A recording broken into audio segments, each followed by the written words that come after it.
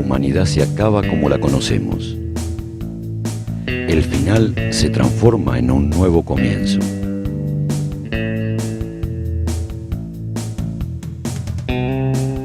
Una producción de launiversalradio.com. Idea original, locución y escrito por Gabriel Sansol. Colaboración, dirección, Silvina Zaneta. Música, Antonio Candel. Hoy escucharemos programa 2, primer temporada. Nuestro entorno.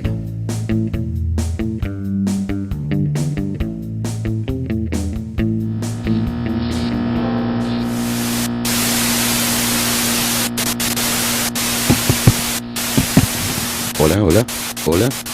Ya estamos al aire, Roberto. Ya estamos otra vez aquí. Esta no es una transmisión de emergencia. Nosotros logramos sobrevivir. Solo es cuestión de organizarse. Traten de contactarnos. Queremos saber si también están vivos. Siempre tengo que repetir esto para que la gente que escucha pueda contactarnos y sepa de qué se trata. Ahora voy a continuar relatando nuestra historia, pero esta vez me hice un pequeño ayuda a memoria, como para no perderme tanto y olvidarme de las cosas más importantes, porque quiero contarles todo lo que nos sucedió en ese tiempo. En algunas emisiones seremos más detallistas con un hecho en particular, pero en otras vamos a ser más descriptivos, para que tengan idea de lo que ha sucedido.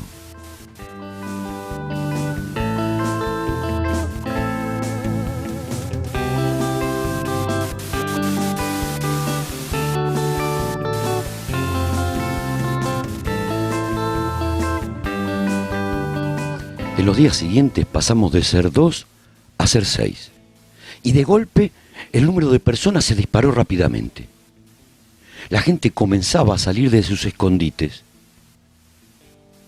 Los chicos de Ana, por un lado, y Tito con Roberto, por otro, salían diariamente a explorar y todos los días regresaban con nuevos recursos y más supervivientes. Pronto reemplazamos el carro de la compra por un carro mucho más grande y con 4 ruedas, que fabricamos con elementos que encontramos en las cercanías. Cuando menos lo pensábamos, pasamos a ser más de 100 personas. Siempre salía alguno desde un edificio pidiendo auxilio. Nosotros, por lo menos, le dábamos un refugio un poco más seguro.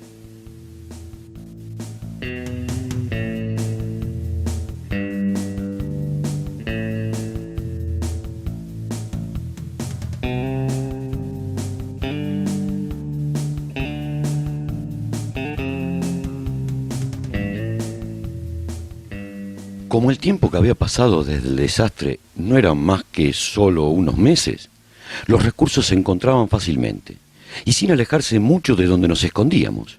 Lo importante era mantener el orden, la limpieza y fundamentalmente la calma. Lo mejor es ir barriendo la zona de una manera lógica. Por un lado, ir revisando edificio por edificio, apartamento por apartamento, y marcar el que ya está limpio para no regresar a él, dejándolo en condiciones, como para que si algún día lo llegáramos a necesitar, lo pudiéramos usar. No hay que destrozar nada.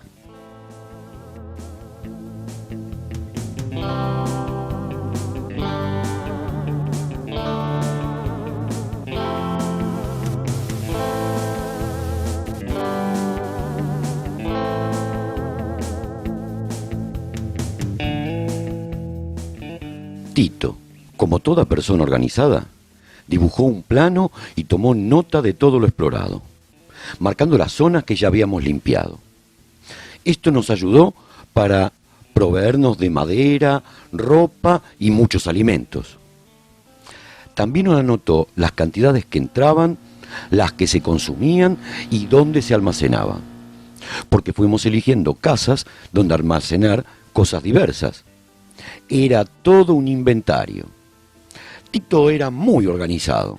Se notaba su profesión de comercial. Y algo que parecía inútil lo convirtió en muy útil. Nunca se sabe lo que puede servir o no. Con la gente que llegaba, fuimos formando nuevos grupos de exploración.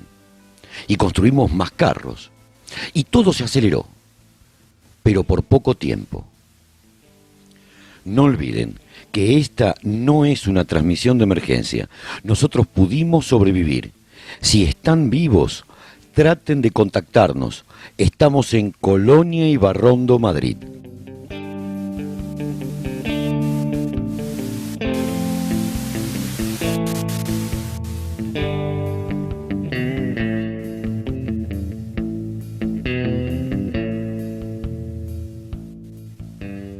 Así como crecía nuestra población, las temperaturas bajaron de manera drástica. El frío era terrible y nunca supimos por qué. Pero el invierno se hizo mucho más duro, todo se helaba, mucho más que antes. Y esto nos obligó a consumir mucha más madera de la que pensábamos. Quizás el motivo haya sido que ya las fábricas no calentaban el aire, o los automóviles no circulaban. O tal vez que las casas habitadas eran muy pocas. O quizás el mundo había cambiado más de lo que pensaba. Y tal vez había sido cierto lo del cambio climático. Y estaba comenzando una nueva era glaciar. Quizás no exista la próxima primavera. Y el invierno fuera eterno. Todo era incierto. Aunque confiábamos que la primavera llegaría algún día. Y basamos nuestros proyectos en ella. Pero si no llegaba, no sé qué hubiéramos hecho.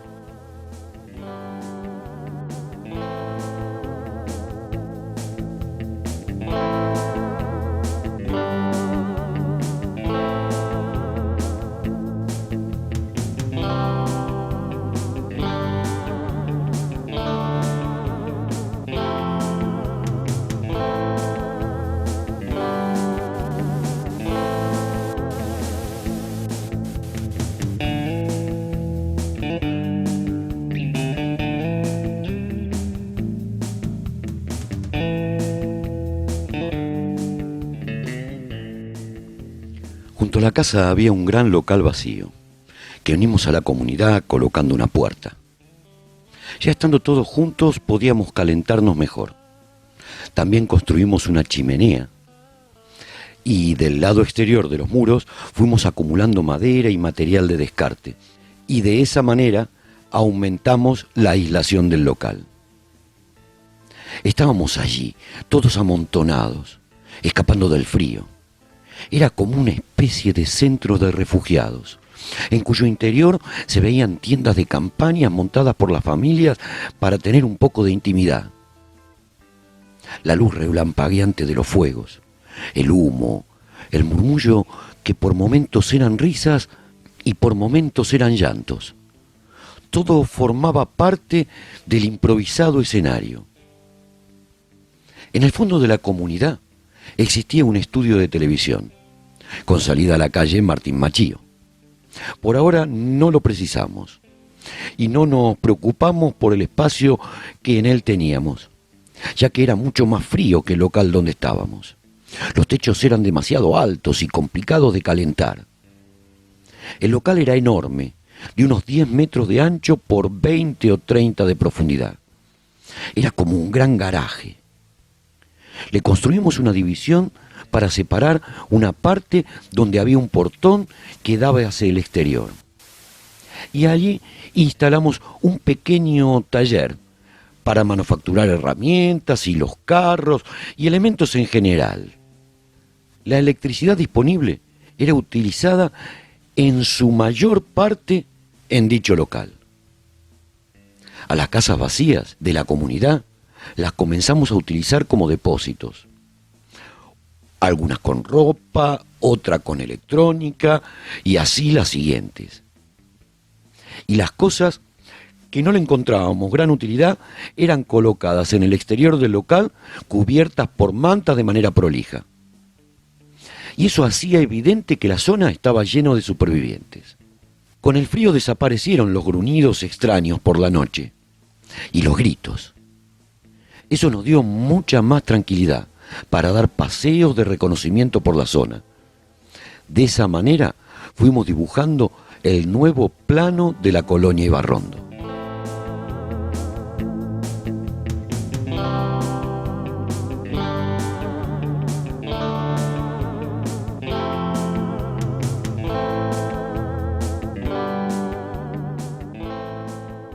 No te olvides que esta no es una transmisión de emergencia.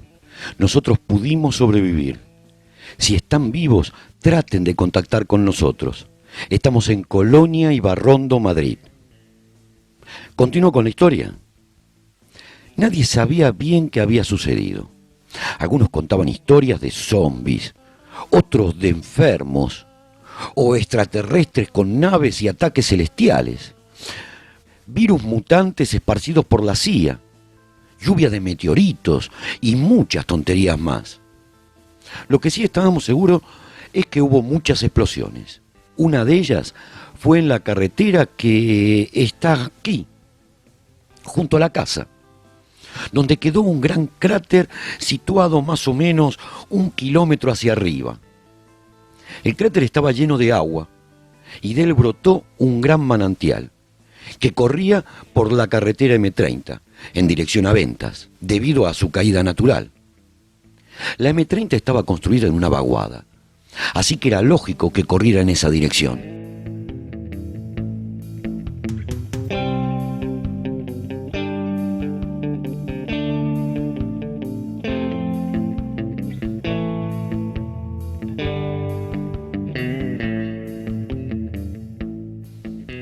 Otra cosa rara fue haber encontrado tan pocos cadáveres. ¿Dónde había ido toda la gente? La cantidad de muertos que encontrábamos era mínima y no sabíamos por qué. También eran historia los edificios que se encontraban entre Santa Hortensia, Padre Claret y Corazón de María, donde solo quedaban montañas de escombros y pozos profundos. Se notaba que fueron varios los impactos. Uno pegó de lleno en una escuela y la fuerza del impacto hizo que desapareciera totalmente.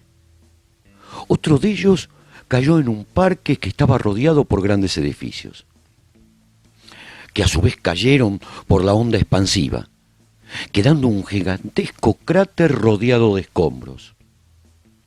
Yo no sé cómo no nos dimos cuenta cuando fuimos al supermercado por primera vez de todo el desastre que había a nuestro alrededor.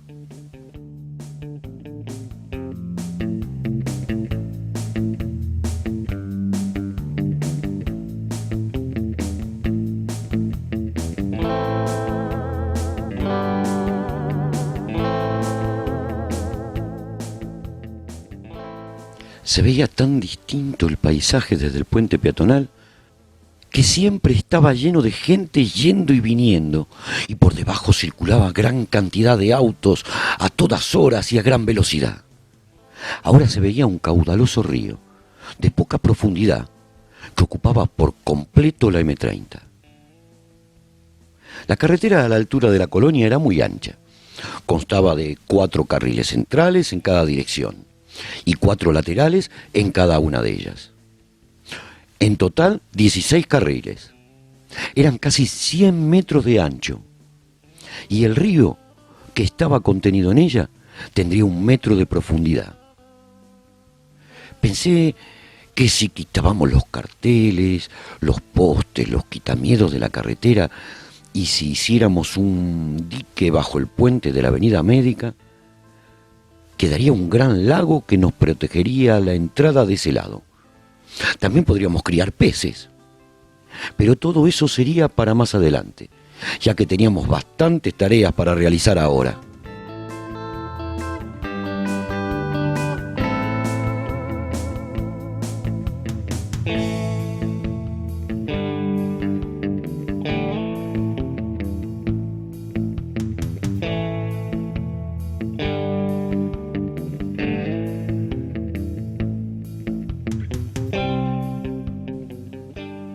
Yo pensaba que la lluvia de meteoritos sería lo más probable que haya sucedido, por las cosas que veíamos a nuestro alrededor. Pero eso no hubiera destrozado el gobierno. Y brigadas de emergencia rebuscarían entre los escombros, ayudas internacionales, como se ven en las noticias cuando en algún lugar del mundo se produce una catástrofe. Pero aquí no había nada. Ni policía organizando, ni existía un gobierno, no había un ejército de ocupación. En realidad, no había nada. Una nada que te anudaba el estómago cuando caminabas por las calles. Por esas calles vacías, en los que solo escuchabas el silencio o veías oscuridad en la noche. Todo estaba como suspendido en el tiempo, abandonado.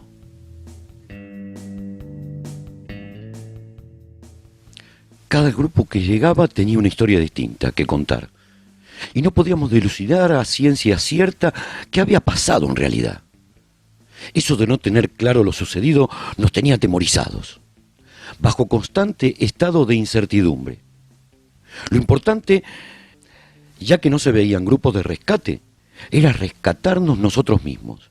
Y no solo rescatarnos, sino formar nuestra propia sociedad y conseguir la manera de sobrevivir.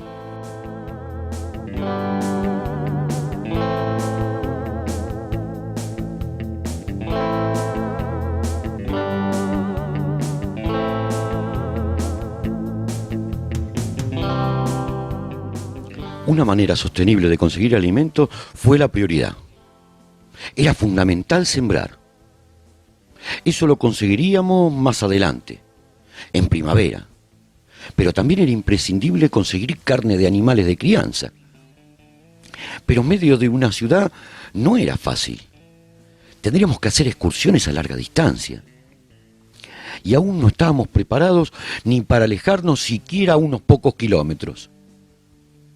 Con automóviles obstruimos las calles, como para limitar la entrada de lo que sea. Primero, las esquinas más cercanas, y luego fuimos ampliando en círculos concéntricos. A nuestras espaldas el río, en la carretera, era una obstrucción natural, y el puente peatonal era una entrada a cerrar o abrir a nuestro antojo. El lugar era bastante ideal para crear un nuevo comienzo. Y parecía fácil también prepararlo para cualquier ataque, pero de los convencionales. Nunca estaríamos preparados para explosiones como las que habíamos visto.